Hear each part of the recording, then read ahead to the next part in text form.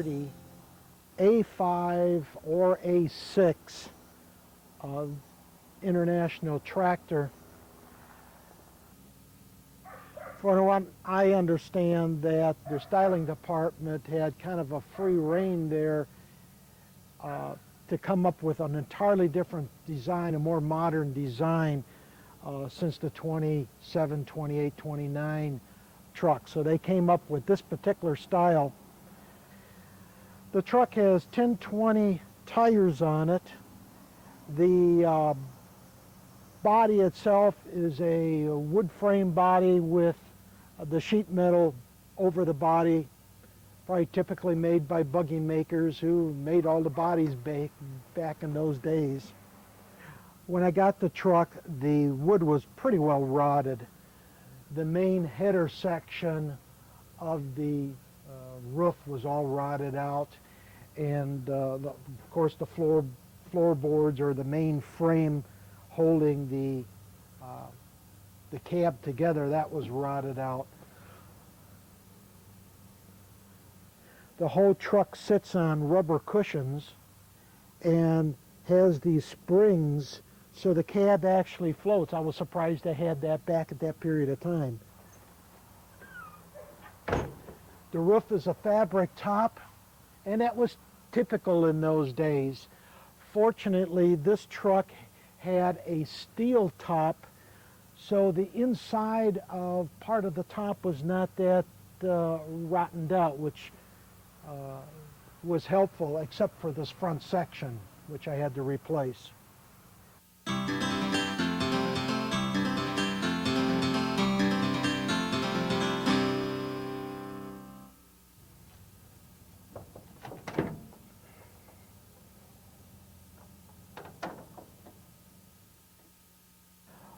This has a 6-cylinder engine, overhead valve,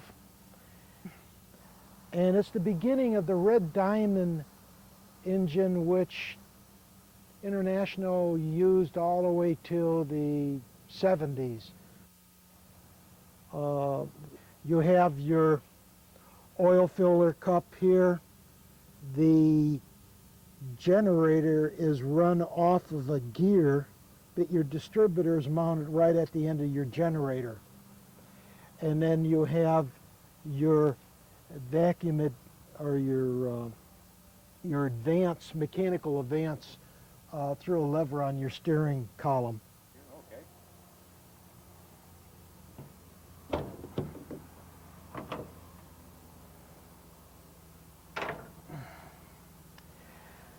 This is the carburetor side of the engine, exhaust manifold, your air cleaner, again oil bath, real heavy duty air cleaner. You know how massive that air cleaner is. The carburetor is a Zenith updraft, and right above the carburetor is your governor. This is your vacuum pick-off for your vacuum brakes. The truck has a massive rear end and is designated as a 3-ton truck. It has these overload springs, which are kind of unique, that as you put more load on the fifth wheel or the back of the truck, you start putting pressure against the springs, which now shifts your load on the front wheels to help take some of the weight off of the rear end. It's kind of a unique design, and it seems to be fairly common on the older International trucks. The truck has mechanical brakes with a vacuum booster. It's quite a large, must be about an 8-inch vacuum booster, and it's amazing how good the brakes are. It must have taken a trucker all day to change the rear tires. When you take the wheels off, you got to take, of course, all these lugs off, then slip the wheel off. Then there's a snap ring that this wheel goes against. You got to take that snap ring off, and then you got to take all the lugs of the next wheel off. When I got the truck, it had the fifth wheel on it. It's kind of unusual fifth wheel. I didn't realize what it was when I got the truck, because typically this was filled with grease, grime. So I took the fifth wheel off and started cleaning it and sandblasting, and then realized that it had this big dished out area, and then it had the rails in here. I started taking it apart and realized that these are electrical contact bars. The electrical contact bars sit on insulators, and they have screws that run through them.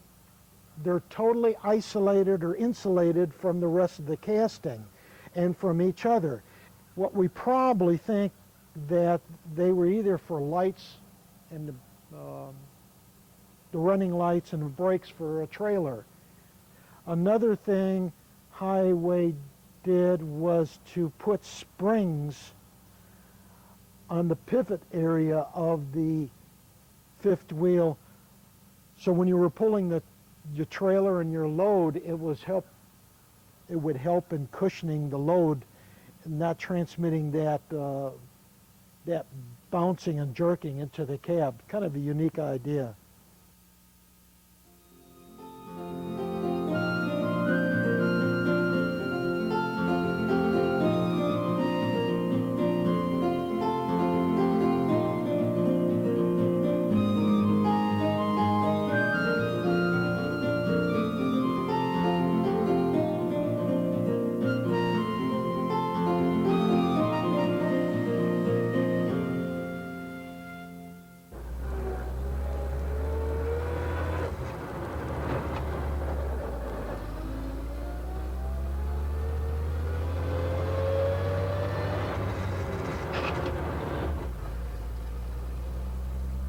I guess in its day, this was a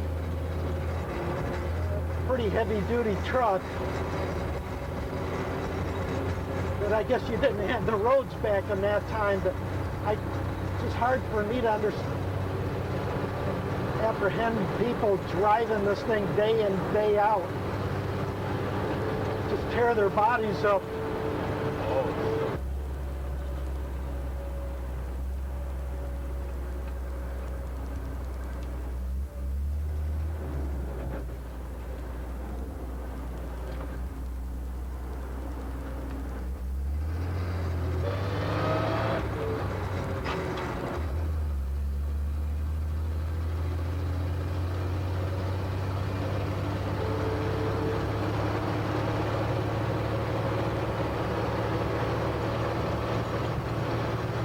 I wish I had about 2 more or 3 more gears to go. But until you go over a bump and feel how rough these bumps are, you're glad you could only go as far as fast as you do. Well, with a trailer on it was probably a little better. Yeah. Yeah, I would think so. Can you imagine going over the mountains like this? 30 miles an hour going over the mountains with a load.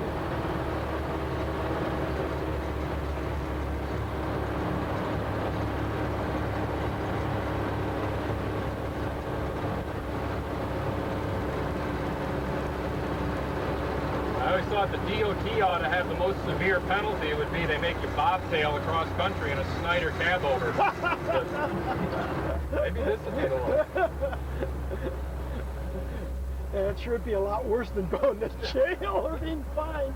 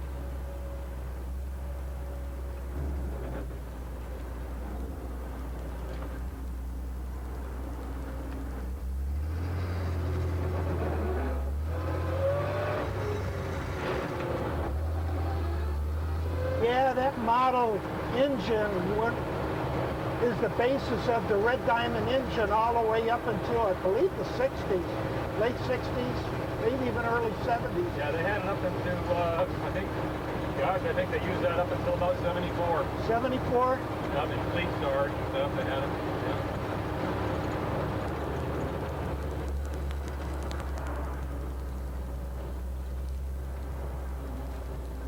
Super wide turn.